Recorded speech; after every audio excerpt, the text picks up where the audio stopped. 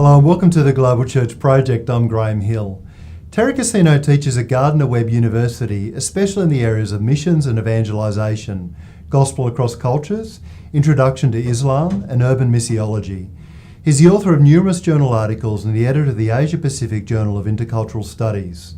Terry Casino's areas of research interest include global diaspora, the history of mission movements in Asia and world religions. Terry Casino is an internationally renowned scholar and teaches across Southeast Asia, the Middle East, Europe and the United States. Terry has served as a pastor of churches in South Korea, the United States and the Philippines. He's also the regional chair of the Lausanne movement.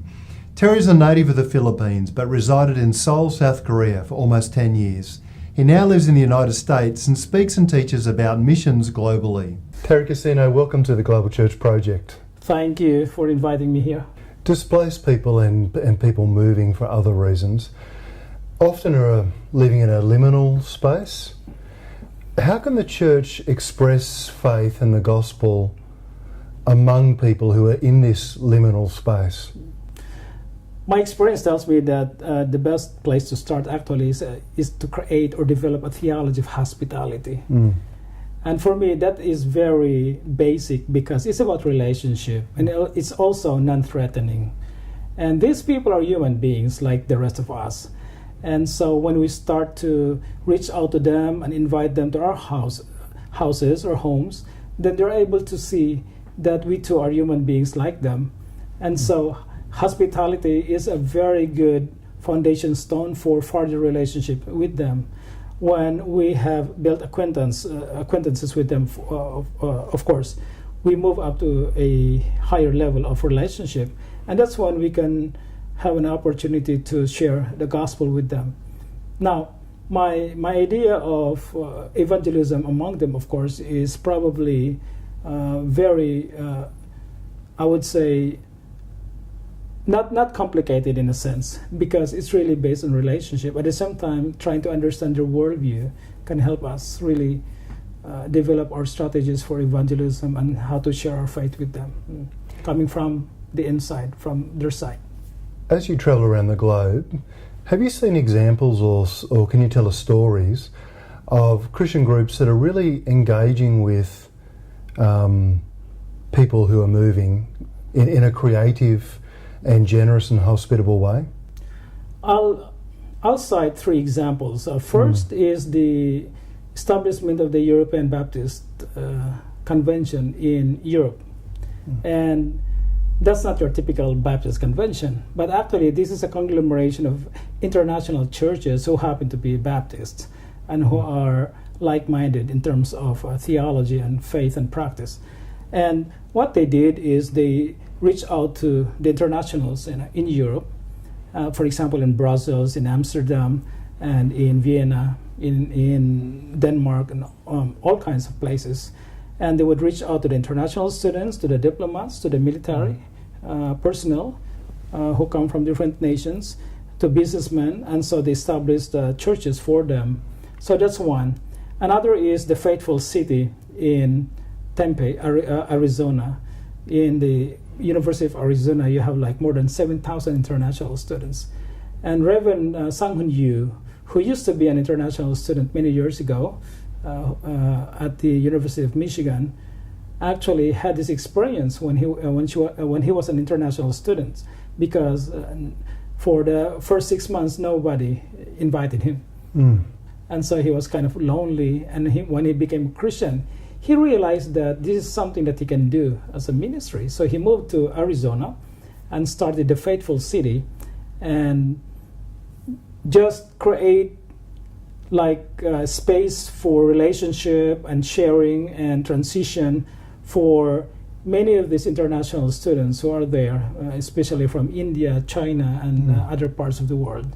So that's one. Another is the Mosaic Ministry in Toronto, Canada. Young Knock Presbyterian Church actually has a very unique ministry because they have opened their doors to many ethnic communities, regardless of their denominational backgrounds.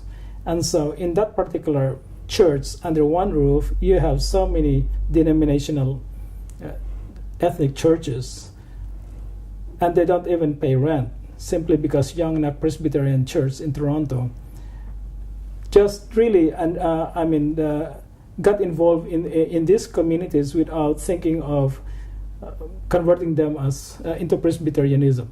So it's a very unique ministry. There's a church also in Duluth, Atlanta, in Georgia, and I was there. I visited the church 2 years ago, and I remember I heard a story about the senior pastor, who told his congregation that he would open the church to other ethnic communities, and many church members left because they were not ready for that. Not because they did not want to get involved in it, but they just did not probably understand at first. So many of these people left, and this was basically a white congregation. Well, to make a long story short, after a while, so many of these people who left before started coming back, because there are now like 17 or 19 different ethnic communities in that one compound. It's an amazing story, because here comes one congregation, one congregation that is able to succeed in terms of reaching out to different ethnic groups in the area. And then you have a congregation who was reluctant at first, but then finally realized that this is exactly what God wanted them to be and do. What do you love most about your ministry? The opportunities to really serve people in the diaspora, as well as and teach them the Word of God in their own context. The passion for equipping, that's really one thing that I really love most. What do you think is most misunderstood about the things that you say? I think the nomenclature that I use, based on what we have been trying to develop, within diaspora missiology, and sometimes some leaders don't understand what I and others are saying, those who are in the Lausanne Global Diaspora Network, is the nomenclature. But once they follow, what we're trying to do, then they realize that this is exactly part of the biblical mandate to evangelize the world, as well as to make disciples for nations. So it's really the nomenclature. If you could say one thing to the church today, one key message, what do you think it would be?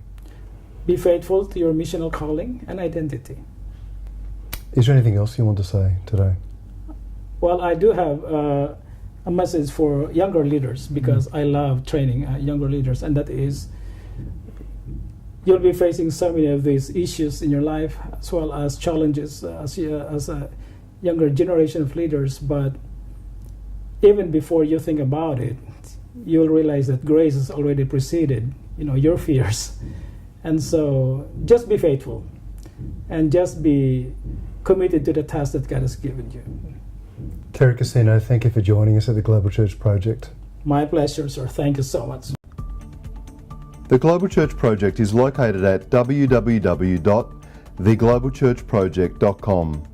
On our website, you'll find a wide range of interviews and resources for colleges, universities and churches. I look forward to your company next time. From me, goodbye.